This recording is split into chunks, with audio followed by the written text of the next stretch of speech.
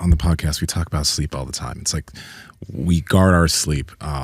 And one thing that I've noticed is, I've noticed in my mom, but other people I know, is like a lot of people who, let's say they don't pay attention to health podcasts or this stuff, right? They they'll be on screens, they'll be up a little bit later. Even my mom now, she's 60 something. I try to tell her, hey, go to sleep earlier, but she's watching Nigerian movies until 1 a.m., right?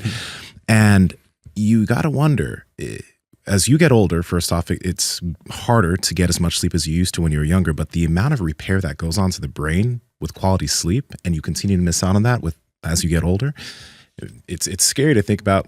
America's becoming more obese and overweight. There's all these things that are impacting people's sleep. It's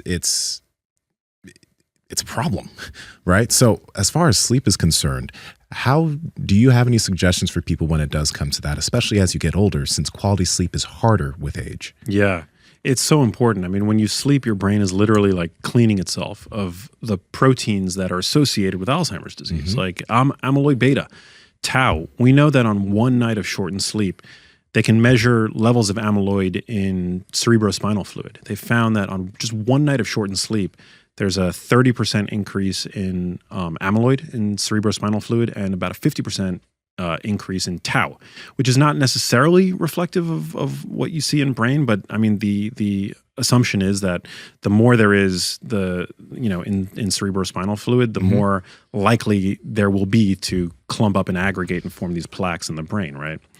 So you definitely want to make sure that you're optimizing your sleep. And one of the things that I find super fascinating about sleep is that it tends to be front loaded with the processes that support your immediate survival, right? Like immediately, because like think about like if you were on the run or something, or if like your sleep was disturbed midnight, your body wants to, I think from an evolutionary standpoint, it makes a lot of sense that sleep would be front loaded with the processes that are going to be the most restorative, right?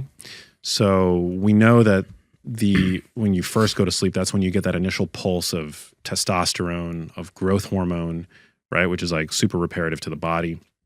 Similarly to the brain, to the anatomy of the brain, that's when you see this swoosh of cerebrospinal fluid go throughout the brain, cleansing itself basically of these proteins like amyloid beta, thanks to the glymphatic system. And that happens earlier on in the night during slow wave sleep, which tends to be front loaded again towards like biased towards the beginning of sleep. It's like later in sleep when like the more emotional regulatory processes take place, like, you know, you get more REM sleep, which is associated with like better emotional regulation and the like. So yeah, I mean, generally just making sure that I think to optimize sleep, one of the things that I think seems to be, the most salient among, you know, whether it's like the reading I've done or the sleep experts that I've talked to, you just want to make sure that you're, you know, being as consistent as you can with your sleep schedule. I think that's a big one, making sure that you're sleeping in a room that's as dark as possible. We're now seeing evidence to suggest that even low level light exposure at like an intensity of about 5 lux is associated with worse cognitive function the next day. So making sure that your room is as dark as possible. Cooler temperatures, I think, tend to support better sleep.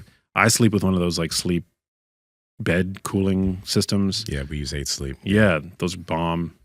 And yeah, diet. I mean, having a healthy dietary pattern, I think, is associated with better sleep. Making sure that another thing that's a really big one is building up sleep pressure over the course of the day. That's like a concept where, you know, when you do things that tire out your body, it puts more pressure on the brain to get to sleep at night. Like you're sedentary all day, there's going to be a lot less of that. So it's going to make insomnia more likely. And I think there was a study that came out recently, small study, you know, but seemed to suggest that resistance training really more so than aerobic training taxes the nervous system in a way that builds sleep pressure more than aerobic training does. Wow. Yeah. That's really cool. Yeah.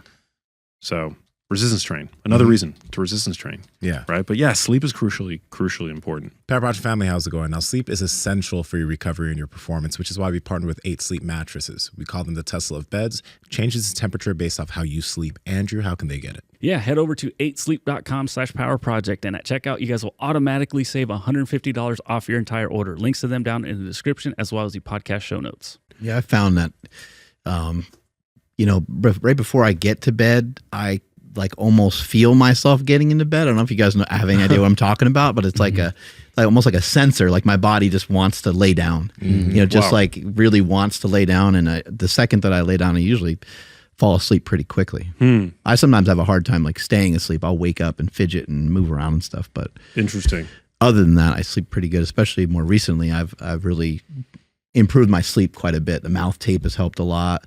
I think getting myself to breathe hard, I think was something that was necessary for me because I think I had sleep apnea previously because I used to be really fat and bloated. I used to be 330 pounds. So Wow. a lot of weight loss has helped, but I think there is a side of a little cardiovascular I think can go a long way. A little bit of that training can help too. Yeah, for sure. But sleep apnea, yeah, I'm glad that you've got that under control because that could be a risk factor for cognitive decline. Is there a connection between that and dementia and Alzheimer's or not? There is. Yeah. I don't want to, because I haven't like looked into the literature in a while, but there is a connection. I mean, you want to make sure that you're allowing your body to get into those deeper modes of sleep, right? Deeper phases. And I think the issue with sleep apnea is that it basically precludes like those deeper, levels of sleep where you're repairing and restoring. Yeah. Yeah. So that's just like my, from what I remember from, whatever it was 2 years ago that I last looked into that literature. But yeah, you want to make sure that you're sleeping well. And what qualifies as a bad night of sleep? Because like we hear it's like, oh, you should strive for 8 hours, but is like 6 hours okay? Is it like 4 hours the drop off? Like where do you think? Yeah. Yeah. I think it's like it's a range. It's generally 7 to 9. I think is like what the American Psychological Association tends to recommend. You need more earlier on in life. People that are like older tend to get by with less sleep. I love having a good 8 or 9 hours. Like I'm a good sleeper. Yeah. Oh yeah. Hey guys, if you like this clip, go ahead and comment down below and let us know what you liked about it. All right. Share this with a friend. Make sure to subscribe to the channel. And also, we are on Reddit and Discord. All that's down below. All our sponsors and everyone that supports us down below there too. So you can get whatever you like from us. All right. Peace.